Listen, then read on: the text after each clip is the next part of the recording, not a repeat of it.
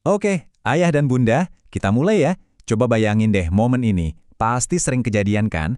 Si kecil tiba-tiba tantrum, nangis, teriak, dan suasana rumah yang tadinya tenang langsung jadi tegang. Nah, di tengah-tengah kebingungan itu, kita sama pasangan pasti langsung saling tatap, dalam hati bertanya-tanya, "Tuh, siapa nih yang harus maju?" Nah, ini dia kan dilema klasiknya. Ayah dulu atau bunda dulu? Di saat panik itu kita jadi ragu. Siapa yang harus maju? Apakah ayah sebagai figur yang lebih tegas atau bunda yang biasanya lebih bisa menenangkan?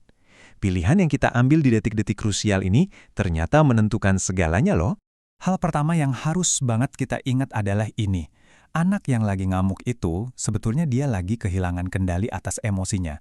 Dia sendiri bingung. Nah, kalau kita sebagai orang tua ikut-ikutan terpancing, ikut marah, ikut teriak, artinya kita juga kehilangan kendali. Dan kalau udah begitu, apa yang terjadi? Ya, situasinya cuma jadi makin panas dan makin runyam. Coba lihat deh perbedaannya. Kalau reaksi kita emosional, hasilnya ya cuma adu teriak. Nggak ada ujungnya, cuma capek hati. Tapi kalau respons kita stabil dan tenang, kita membuka jalan untuk menyelesaikan masalah yang sebenarnya. Pilihannya jadi jelas banget kan? Jadi, kembali ke pertanyaan tadi, siapa yang harus maju duluan? Jawabannya ternyata sederhana banget. Bukan tentang ayah atau bunda, tapi siapapun di antara ayah dan bunda yang saat itu merasa paling tenang, paling stabil emosinya, itulah kuncinya. Siapa yang kepalanya paling dingin, dialah yang maju. Terus, apa sih artinya jadi orang tua yang stabil itu? Artinya, kita bisa hadir di situ untuk anak, mendampingi dia tanpa ikut-ikutan tersulut emosi. Kita jadi semacam jangkar yang kokoh waktu emosi anak lagi bergejolak kayak badai. Kehadiran kita yang tenang itu ngasih sinyal ke anak, tenang, ada orang dewasa yang pegang kendali di sini. Ada satu metafora yang bagus banget buat ini. Kita harus bisa jadi penahan gelombang. Bayangin deh emosi anak itu kayak ombak besar yang datang nerjang. Tugas kita adalah berdiri tegak di sana, bukan untuk dihancurkan, tapi untuk memecah kekuatan ombak itu dengan tenang, sampai akhirnya reda dengan sendirinya. Keren kan? Oke, sekarang kita masuk ke bagian praktisnya, ya. Ada 3 langkah sederhana yang bisa langsung ayah dan bunda terapkan bareng-bareng. Langkah pertama, identifikasi dengan cepat siapa yang lagi lebih tenang saat itu.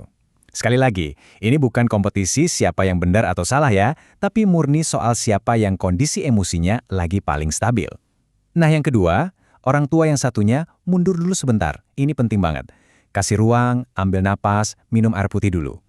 Terus yang ketiga, nanti setelah anaknya sudah tenang, baru deh ayah dan bunda kumpul lagi, bicara bareng, dan berkolaborasi untuk kasih penjelasan atau nasihat ke anak. Nah, ada satu poin penting soal langkah kedua tadi. Mundur sejenak itu bukan berarti kita lari dari tanggung jawab loh ya. Sama sekali bukan. Justru itu adalah langkah yang sangat strategis. Tujuannya adalah untuk mencegah api konflik kecil ini jadi kebakaran besar. Kita sebenarnya lagi melindungi keluarga dari ledakan emosi yang jauh lebih parah. Karena ya pada akhirnya inilah inti dari co-parenting atau pengasuhan bersama. Anak kita itu nggak butuh orang tua yang sempurna di segala hal. Mereka hanya butuh melihat ayah dan bunda sebagai satu tim yang solid, yang saling menutupi kekurangan, yang tahu kapan harus maju dan kapan harus kasih ruang buat pasangannya. Oke, jadi apa sih tujuan akhir dari semua ini? Tentu saja lebih dari sekedar menghentikan amukan anak saat itu juga. Dan inilah pesan terpentingnya. Tujuan kita sebagai orang tua itu bukan untuk memenangkan argumen melawan anak, bukan untuk membuktikan siapa yang benar dan siapa yang salah. Tapi tujuan kita adalah untuk memenangkan hatinya, untuk memastikan si kecil tahu bahwa bahkan di saat-saat paling sulit sekalipun, dia tetap dicintai dan aman bersama kita. Jadi, pertanyaan refleksi untuk ayah dan bunda di rumah, saat badai emosi si kecil datang lagi nanti, bagaimana ayah dan bunda akan bekerja sama untuk menjadi penahan gelombang yang kokoh bagi anak-anak?